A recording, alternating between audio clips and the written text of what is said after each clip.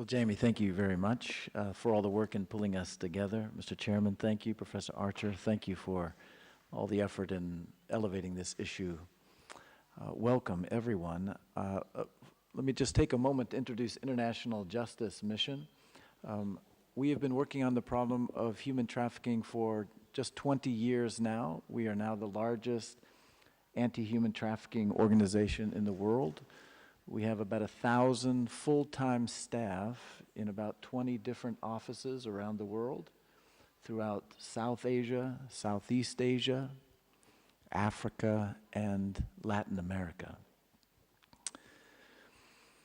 We bring rescue to thousands of individual victims of human trafficking every year, and what I hope to express just in a couple of quick comments are what my colleagues have learned and experienced as they've been engaging this work around the world over the last 20 years, and especially in these recent years.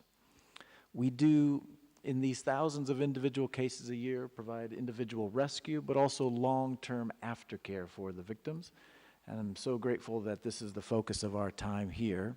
It does no good to rescue people out of these circumstances if they're not provided with long-term quality healing and restoration. But as the coordinator from the EU has said so very, very clearly, and I've just so appreciated your comments, it is never the case that trafficking is caused by poverty or is caused by the vulnerability of the trafficking victim. It's caused by a trafficker. It's caused by a slave owner. It's caused by an abuser. And so in every case, we will never stop trafficking just by the most excellent care for the survivors. We must stop the traffickers. So I think this is the substantial lesson that we've learned over the last several years, which we are now doing eradication projects. That is to say, places in the world where we're focusing our work to actually eradicate human trafficking in a specific jurisdiction, which requires a couple of things. Number one, measurement. Again, as the coordinator so clearly stated, we have to actually know how much slavery or human trafficking there is and whether the intervention is actually lowering the amount of trafficking. It does no good to have lots of activity without any proof or evidence that the activity actually reduces the amount of trafficking and slavery. Over the last 6 or 7 years, we actually now have methodologies and tools for measuring slavery.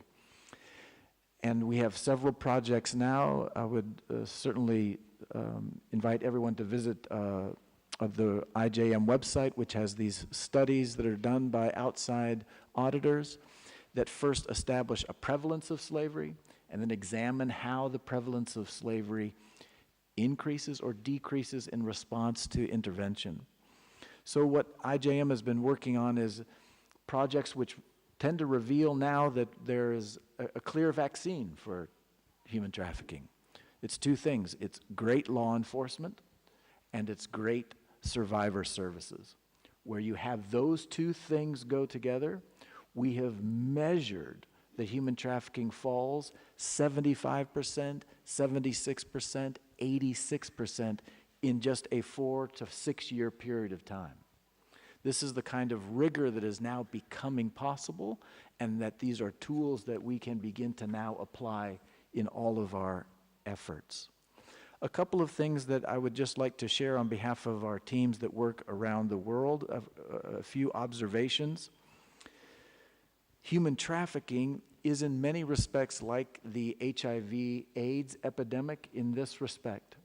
It affects millions of people. The ILO and the Global Slavery Index has come together on agreement that there's more than 40 million people who are victims of slavery in the world. But what's also true is that these victims are, or the incidents of slavery are actually concentrated in a few countries on a mass basis. It's similar in the sense of the HIV/AIDS epidemic, which, as you know, every country had a problem of HIV/AIDS and every country had to address it. But we also came to understand that 70% of HIV transmissions were coming from a handful of countries in sub-Saharan Africa. So we needed to focus our strategy. Likewise, every country has a human trafficking problem and needs to address it. But there are some places in the world, in fact, 70% of the world's human trafficking victims are in just 10 countries. In fact, in the EU, which has a very serious human trafficking problem, as it had an HIV/AIDS problem, but less than 2% of the world's trafficking victims are in the EU, which is simply to suggest that we must apply our excellent measures to things within the developed economies, but we will never get even 5% of the problem addressed unless we also address our attention to the problem of human trafficking in the developing world. I will also say that it becomes very helpful from our perspective to understand what motivates traffickers. 3 things constantly drive trafficking: making money where it's easiest and safest. Making money where it's easiest and where it's safest. That means all of the vulnerability, certainly of poverty and of immigration and displacement, makes it easy for a trafficker to prey upon the poor. But also they will do it where it's safest, and that is the places where law enforcement is weak.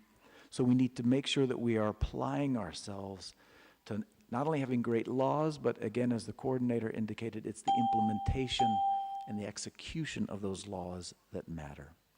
We will also want to appreciate the great difference between this fight in advanced economies versus developing economies along 2 things. Number 1, the volume of victims or survivors in the developing world is massively larger, but also state capability to address it is only a fraction of that in the developing economy. So we'll need to talk together with, in regard to interstate cooperation, how we can build capacities in the developing world. Thank you so much.